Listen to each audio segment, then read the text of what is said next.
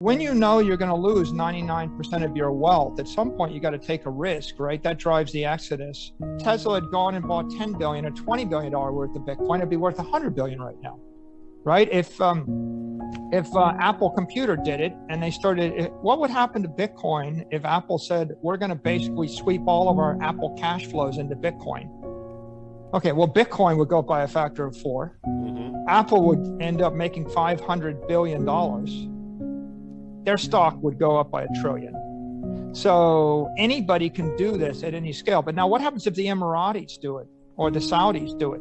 It would be worth $1 trillion to them if they adopted as a reserve asset where they sweep their treasury reserves into this hard currency, if you will, or hard money. We'll call it hard money. Currencies are going to be the province of nation states, and that's always going to be political. But what you can't dispute is if you've exported $100 billion worth of products, services, or commodities for your country, and if you trade that for Argentine pesos or bolivars, it's pretty obvious, right? You exported $100 billion worth of good stuff, and you end up with $100 billion of paper going to zero. I think if you look at the environment right now, there's a massive demand for two things. Cryptocurrency in the form of a stable coin. If I have crypto dollars sitting on a network and I can grab $1 million and move it at the speed of light, and I can do it without generating a taxable event, then that's very interesting as a payment rail, as like call it your checking account. And then crypto property, my savings account. So Bitcoin is obviously the king of crypto property.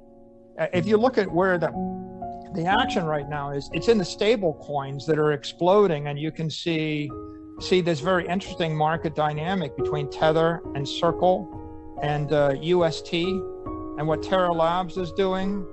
And if I walk down the street and I ask people, everybody in Africa or Asia or whatever, would you like crypto dollars in the palm of your hand that the bank can't seize and the government won't take?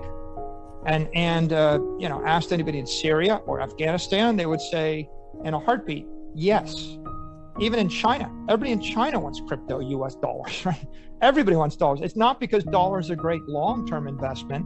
It's because dollar is a much better short-term investment than every other currency on earth. And so there's a massive demand for that. And that technology has gone from like 5 billion to 200 billion in like 24 months. And so there's a lot of action there. I think that'll go to $1 trillion, Guy. I think it'll go to 5 trillion if the regulators, provide any kind of guidance. It's not a hedge fund because we're not hedging. We're just unilaterally long. It's not really a hedge fund either. Hedge funds actually don't allocate more than 2% of their capital at any one position. We're 1,000% allocated to one thing. It's hardly a hedge in any way. With regard to whether we got the right vehicle, well, we looked at 25,000 different things. We considered art and real estate and commodities and every equity in the world and 15,000 other cryptos and every precious metal and every other strategy and all the derivative strategy. And I have experience with them all. And we picked the one that we thought was engineered to be the soundest treasury reserve asset. How do you know? Well, you spend 1,000 hours studying it and you wait a decade to see whether it will fail, and then you wait for it to be attacked 10,000 times. And if it's the winner, it's not 100% certain. But what I would say is it looked better than every other alternative. And at some point, if you're going to lose 99% of your wealth in the course of one lifetime if you take the conventional strategy. So when you know you're going to lose 99% of your wealth, at some point you got to take a risk, right? That drives the exodus, right? The ship behind me is people sailing across the ocean because they knew life was hopeless if they didn't leave land. And I think that you've got a perfect example if you're sitting in any country with a weakening, collapsing currency, whether it's Turkey or Syria or Argentina or Venezuela or fill in the blank. It's hopeless unless you take a risk. And, Dan, my last point I make is there's a very conventional view like equities are conventional stores of value. Well, equities aren't stores of value in Venezuela. Equities aren't stores of value right now in Russia. If the currency collapses or if the counterparty is not trustworthy, then the equity is not a store of value. And in this case, if you're going to hold an equity, I would say, like, I would rather in this environment own a stock like Disney that owned the intellectual property rights to every cultural icon in the Western world. Intellectual property, like, you know, as opposed, or I'd rather own a company that owned 1,000 Picassos and Leonardo da Vinci paintings because they're property backed. Or I'd rather own a company that owned $1 billion of gold. I think there's a battle between East and West, and there's a battle between the fundamentalists and the traders, the hodlers and the traders. The hodlers have spent 100 hours studying this. They've concluded this is engineered perfect property or perfect money.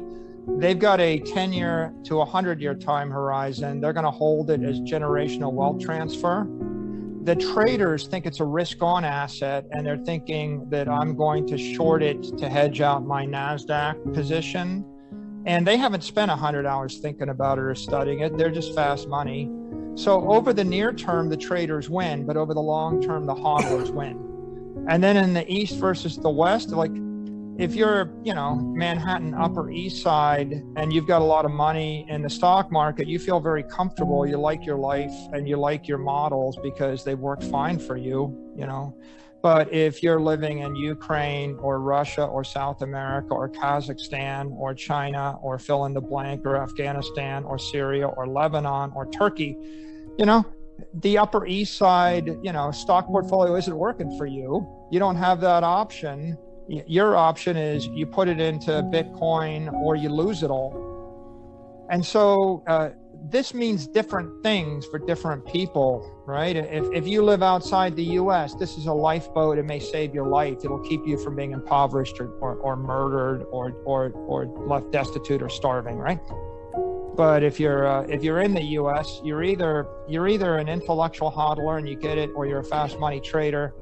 And every month that goes by, there are fewer and fewer traders, and there are more and more hodlers. And the variable here is education. We are educating the masses on what this is. And if you think it's a speculative asset, you know, when you use words like it's just a crypto thing, if you're using crypto, that means you really don't understand it, because nobody describes Bitcoin as crypto anything. When you say Bitcoin, it says, oh, I might understand it.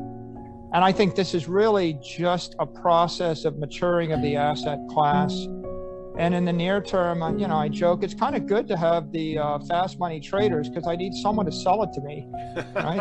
Otherwise, nobody would sell it to me. Once they're all educated, nobody's going to sell this stuff. They're going to hold it forever. And then you're going to have to pay 10x more money to buy it. So I almost don't want the world to get too educated too fast. Maybe I'm being tongue in cheek there.